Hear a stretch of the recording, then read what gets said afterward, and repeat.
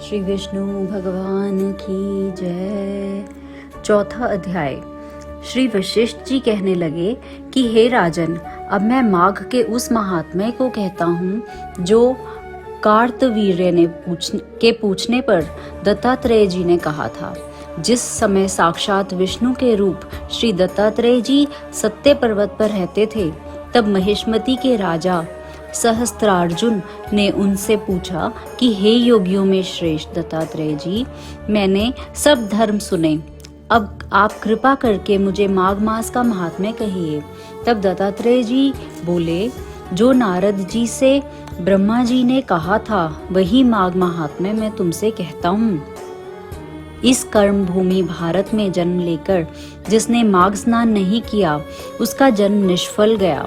भगवान की प्रसन्नता, पापों के नाश और स्वर्ग की प्राप्ति के लिए माघ स्नान अवश्य करना चाहिए। यदि यह पुष्ट शुद्ध शरीर माघ स्नान के बिना ही रह जाए तो इसकी रक्षा करने से क्या लाभ।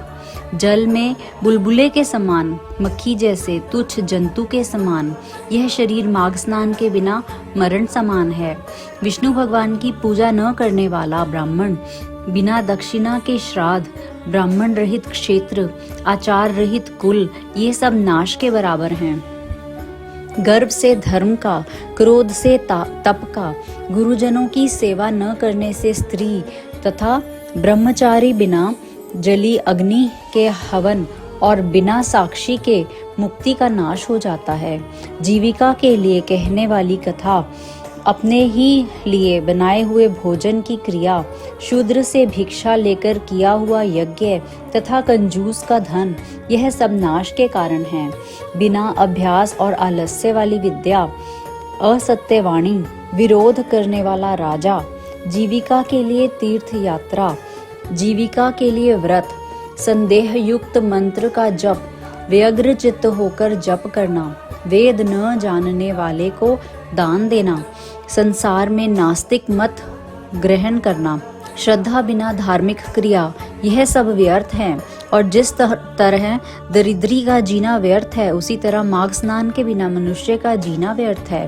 ब्रह्मघाती, सोना चुराने वाला, मदिरा पीने वाला, गुरु पत्नी गामी और इन चारों की संगति करने वाला माघ स्नान से पवित्र होता है। जल कहता है कि सूर्योदय से पहले जो मुझसे स्नान करता है, मैं उसके बड़े से बड़े पापों को नष्ट करता हूँ। महापातक भी स्नान करने से भस्म हो जाते हैं। माघ मास के स्नान का जब समय आ जाता है तो सब पाप अपने नाश के भय से कांप जाते हैं। जैसे मेघों से मुक्त होकर चंद्रमा प्रकाश करता है, वैसे ही श्रेष्ठ मनुष्य माघ मास में स्नान करके प्रकाशमान होते हैं। काया वाचा मनसा से किए हुए छोटे या बड़े, नए या पुराने, सभी पाप स्नान से नष्ट हो जाते हैं। आलस्य में बिना जाने जो पाप किए हों वह भी नाश को प्राप्त होते हैं।